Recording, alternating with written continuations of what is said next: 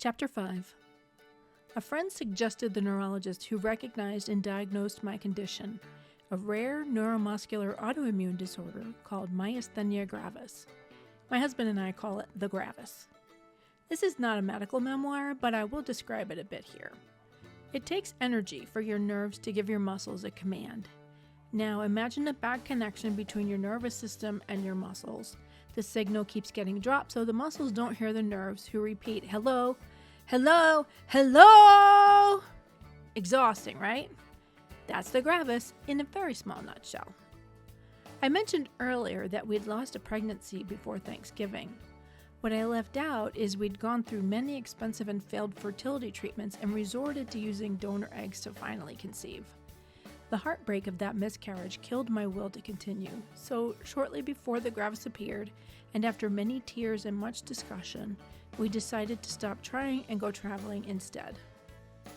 Once diagnosed and treated, I recovered enough for us to celebrate our anniversary by taking a cruise to South and Central America.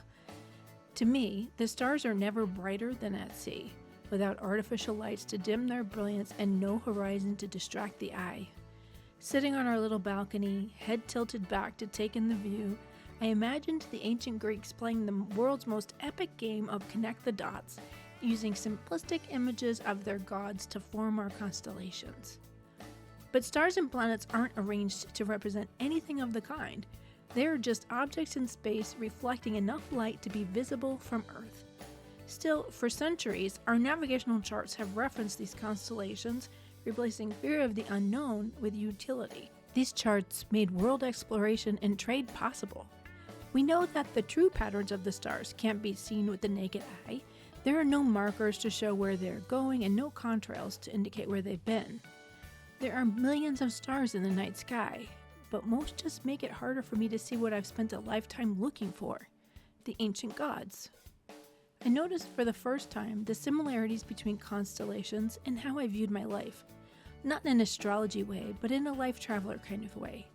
I'd been playing connect the dots to explain the events of my life, but instead of drawing ancient gods, I was drawing my own notion of God. For instance, if something good happened, I'd credit prayer and God. If something bad happened, I'd say God was teaching me a valuable lesson or planning a better outcome for later. If a good result reversed an earlier bad one, I'd say I completed my lesson and gained a reward. I had to question this logic when people would say things like, it's for the best, or there's always a reason, or God was looking out for you when relating my miscarriage to a rival of the gravis. It forced me to question again if God indeed could be that vindictive, letting me get pregnant only to inflict an involuntary abortion, then in a 1-2 punch, sending the gravis. Was that who God was? In reality, several of my family members had autoimmune conditions, and I'd been diagnosed with a genetic defect during my pre-IVF workup. The cause of my miscarriage and malady had obvious roots in genetics, aka science. Despite these facts, it was hard for me to entertain the notion such significant events were not tied to judgments of my character and my ongoing questions about God. That admission shocked me into further questions. Was this the legacy of my faith, that I would ignore new information in favor of the old? Was I, by including God in all my life's equations, fixated on ancient constellation images, unwilling or unable to acknowledge objective reality? Reminding myself that the stars and planets I could see were circling or circled by a multitude of others in a vast universe of solar systems and galaxies, I had to wonder if I was interested only in affirmation of God rather than the truth of my physical reality. Was this who I'd become? Thinking about the stars, my health, the fish flying beside our ship, and the clouds breaking up the relentless Caribbean sunshine, it hit me. If there's a God, he's definitely a scientist. The God of my childhood created the heavens and earth, but nobody mentioned how much science that entailed. Gravity, solar systems, photosynthesis, the cartilage in shark tails, the way a cat's eyes looked hypnotic by day and psychotic by night. And then there are butterflies starting as caterpillars, then gaining strength by breaking out of cocoons to take flight. So much science.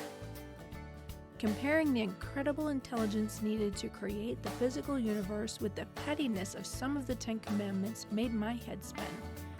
Why would such a force need to remind anyone to recognize them? Keep holy the Sabbath. Have no other gods before me. Don't use my name in vain. Those sound like the demands of schoolyard bullies, not a power capable of creating the Milky Way.